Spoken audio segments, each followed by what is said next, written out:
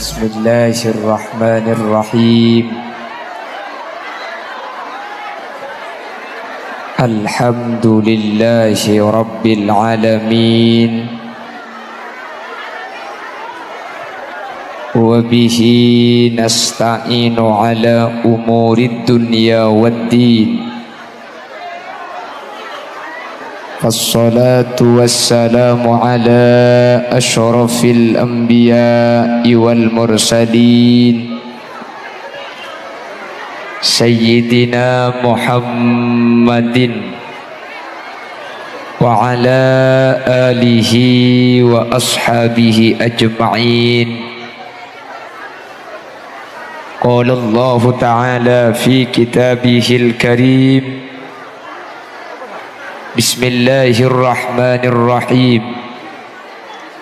Qul bifadlillahi wa birahmatihi fabidzalika falyafrahu.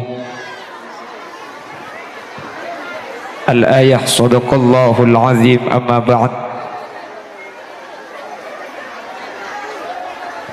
Ulama'una al-izza wa masyayikhuna al-ajilla, para alim, para ulama, para masyayikh, Kiai Syamsul Arifin, Kiai Tawi, Kiai Hasim Aba Untung, Aba Nujum, selaku Bapak Kades nggih. Dan juga tidak lupa Bapak Saiful Anwar, Bapak Suyitno, dan seluruh aparatur negara secara istimewa yang juga turut hadir pada kesempatan sore hari ini. Jajaran Muspika, Bapak Camat Jatiroto yang saya hormati dan saya taati, juga Bapak Kapolsek Jatiroto, dan juga Bapak Dan Ramil dan seluruh aparatur negara lainnya. Mohon maaf tidak bisa saya sebut satu persatu, namun meskipun tidak saya sebut secara rinci, sedikit pun tidak mengurangi takzim dan hormat kepada semua yang hadir. Allahu a'lamu bi asma'ihim wa hum yukramuna indallah. Jamaah Masjid An-Nur tanpa terkecuali laki atau bebini, dak kasateja ajunan peten kaula amul jaaki ben peten kaula yakin ajunan sateja imul jaaki Allah. Alhamdulillah, pada kesempatan kali ini oleh Allah kita dipertemukan dalam keadaan sehat. Amin. Dalam keadaan taat, mudah-mudahan tidak hanya kita dipertemukan di dunia, tapi sampai ke akhirat kita tetap disatukan dalam naungan ridha Allah. Semua yang hadir menjadi ahli surga. Amin. Banter masuk surga gapi. Amin. Salawat dan salam kita haturkan kepada junjungan baginda Nabi kita, Nabi besar Nabi Muhammad sallallahu alaihi wasallam.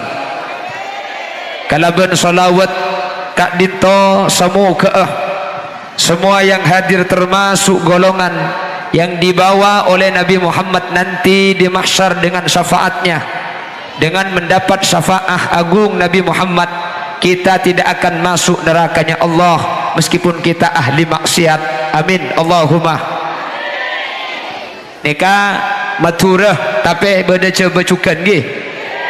Ini bahasanya pakai masa Madura karena ada mungkin yang tidak mengerti, maka bahasanya saya campur sesibak nggih.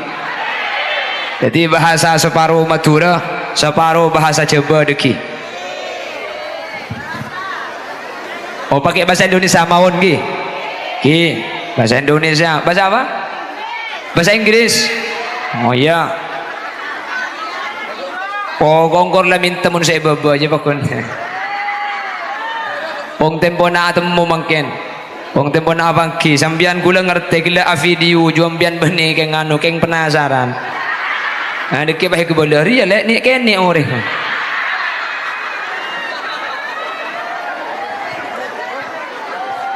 Bapak Ibu hadirin yang dimuliakan Allah, ada 3 perintah di dalam Al-Quran. 3 perintah ini bergandengan, sehingga 3 ini menjadi 6 karena bergandengan dua-dua.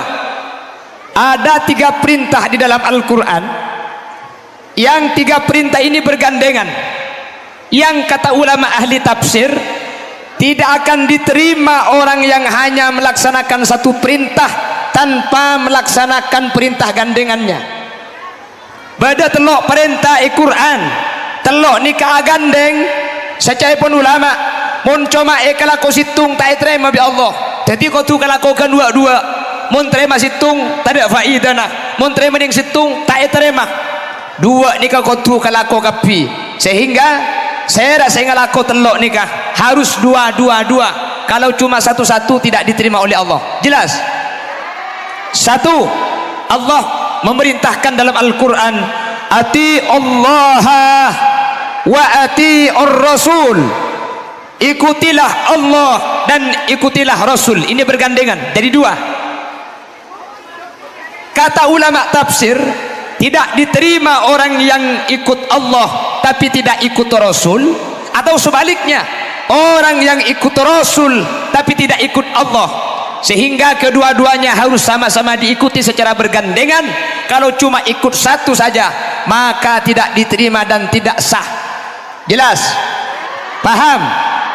Jadi pada telok saya nomor situng, ati Allah wa ati ar-Rasul, ikutilah Allah dan ikutilah Rasul. Siapa yang ikut Allah dia harus ikut Nabi Muhammad. Siapa yang ikut Nabi Muhammad dia harus ikut Allah. Cuma ambil satu saja tidak akan diterima ibadahnya, tidak akan diterima taatnya. Contoh sini kah? Mari saya contohkan. Ada orang yang ikut Allah tapi tidak ikut Rasul, ini tidak diterima.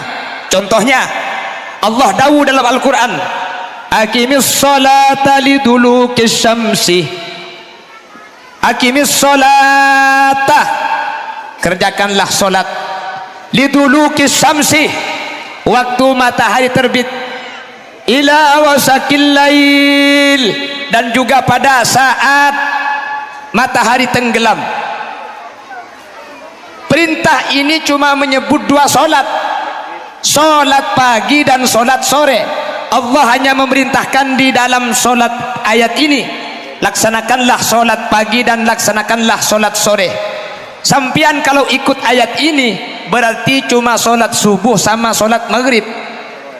Ini tidak sah karena Rasul mengajarkan, sallu kama ra'aitumuni usolli, solatlah kalian sebagaimana solat. Gerak-geriknya harus persis, waktunya harus sama dengan Nabi Muhammad. Ternyata Nabi Muhammad solat itu sehari semalam bukan cuma 2 kali tapi 5 kali.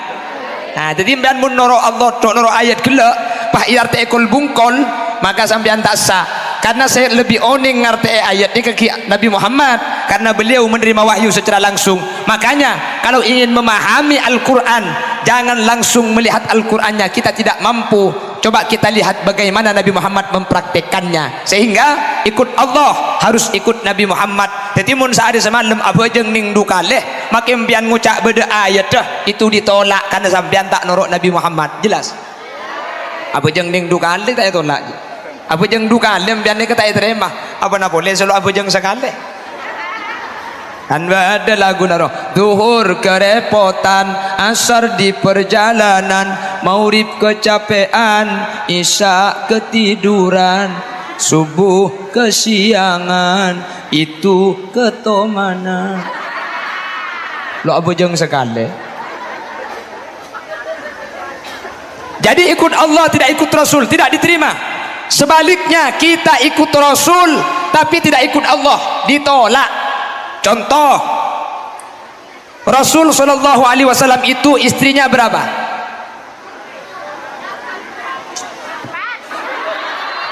7766 taber. Nabi Muhammad itu jumlah keseluruhan istrinya ada 11. Tak usah ai ui nek kene tahu apa keke. Tok sekali. Arab yuk. Tak norok. Perhatikan dulu. Ini Rasul itu istrinya ada 11. Cuman ketika Rasul wafat itu meninggalkan 9 istri. Jumlah keseluruhan istrinya 11. Nggih.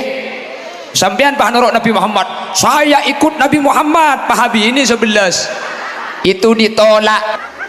Semua fudul Nabi Muhammad itu suci, darahnya suci, kencingnya suci, semua yang keluar dari Nabi Muhammad itu kotorannya semuanya suci, dan ketika dikeluarkan tidak berbekas, semuanya ditelan oleh bumi. Itu keistimewaan Nabi Muhammad, tidak sama dengan yang lain. Paham? Loh, tapi Nabi Muhammad itu kok istrinya sampai 9 sampai 11. Perhatikan, Nabi Muhammad itu menikah pertama kali itu pada usia 25. Sampai umur 40 tahun Nabi Muhammad itu akhirnya ditinggal wafat oleh Siti Khadijah. Menikah lagi dengan Siti Aisyah sampai umur 51. Ketika umur 51 terjadi banyak peperangan. Akhirnya banyak sahabat berperang ikut Rasul, suaminya wafat di medan perang, suaminya meninggal dunia.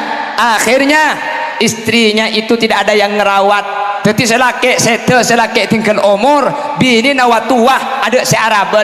Jadi saya kabin bi Nabi Muhammad nikah adalah janda-janda orang yang tidak ada yang merawat, dan semua istri-istri Nabi Muhammad itu diperintah oleh Allah Subhanahu wa taala. Nabi Muhammad kak dintoh araji tak ada sedaya pakun Allah. Bahkan ada satu istri dia yang menikahkan Allah secara langsung. Siapa? Nabi Muhammad dinikahkan dengan Siti Zainab.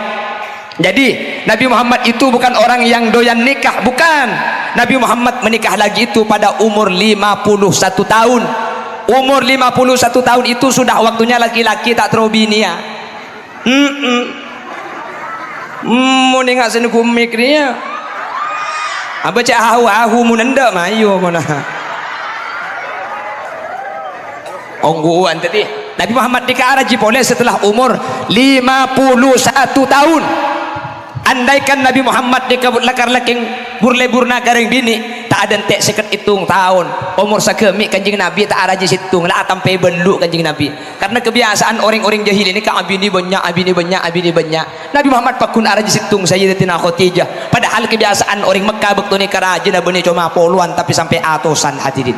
Jelas jadi Nabi Muhammad araji sampai sangat nikah sateja pakun Allah. Bahkan ada dari sebagian istri Nabi Muhammad apolong ben Nabi Muhammad ni ke beni tro apolongah beni keng tro apa dengan itunya keng tro apa dengan akhirat. Siti Saudah dia tidak mau ketika bagian Nabi Muhammad tidur bersamanya. Di Siti Saudah sampian silahkan tidur bersama istri yang lain dan gula apolong benempian beni tro apolong itunya tapi tro apolong akhirat. Jadi tak pada ben saya pikir kaula ajunan Nabi Muhammad ni ke beni masalah urusan tunya sateja keng margenah atau pakon ajunan epon Allah Subhanahu wa taala, sehingga Nabi Muhammad tak pada ben saya coba kibi orang mun lakar Nabi Muhammad libur karing bini tak kira sampai umur 50, umur segemi, umur 30, 35, 40, 45, 50 ni ketentuan ampun atampe bini. Ana apa mi ketika umur 50 situng Nabi Muhammad araji boleh sateja kak dinto ipakun Allah ben saya kabin bi Nabi Muhammad kak dinto janda-janda yang suaminya wafat dalam peperangan tidak ada yang merawat bi Nabi Muhammad eka polong mak leo ding ni kebedes Arab daki.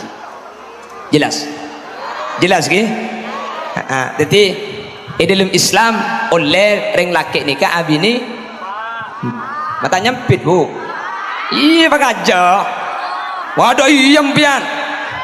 Dalam Islam oleh reng laki nikah abini pak. Jadi umpama laki nampian terobini ya boleh.